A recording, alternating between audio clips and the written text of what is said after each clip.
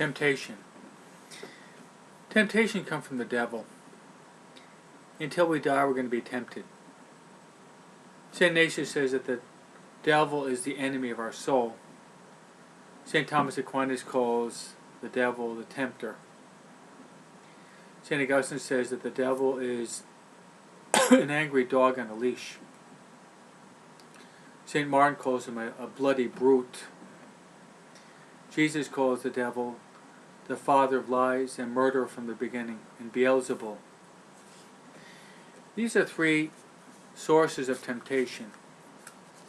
One is when we're in desolation. When we're in the state of desolation, which means there's a decline of faith, hope, charity, we feel discouraged, we feel depressed, disoriented, life doesn't really seem to have meaning,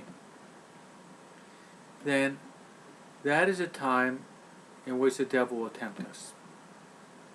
So we have to be aware. We have to be prepared, like soldiers, always on guard. The second source of temptation would be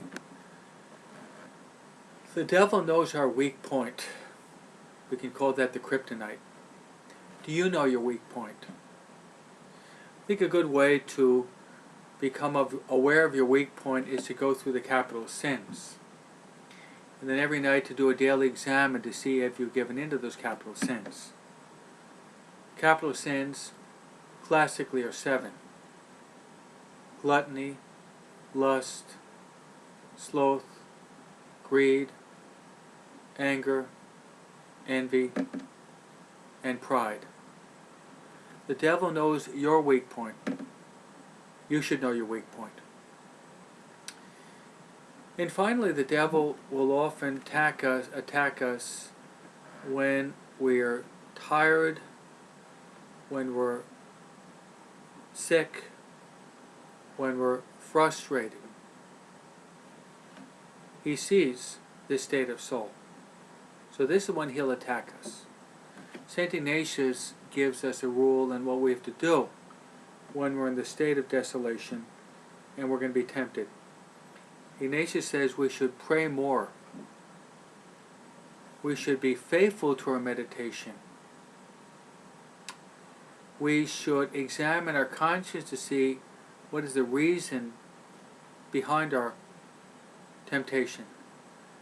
Lastly, St. Ignatius says we should do some type of penance, some suitable penance. Jesus said that some devils are cast out only by prayer and by penance. So my friends, by living in this world, we enter into mortal combat. We're in combat zone. The normal state of affairs for the follower of Christ is combat.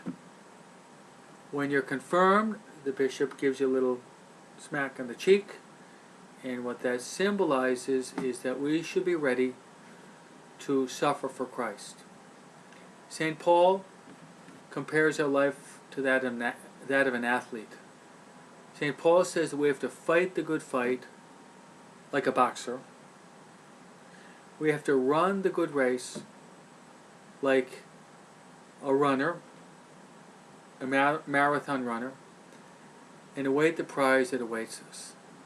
So temptations are part and parcel of our life. Let us be on guard. Let us pray. Let us stay close to Jesus and Mary so that we win and conquer these temptations.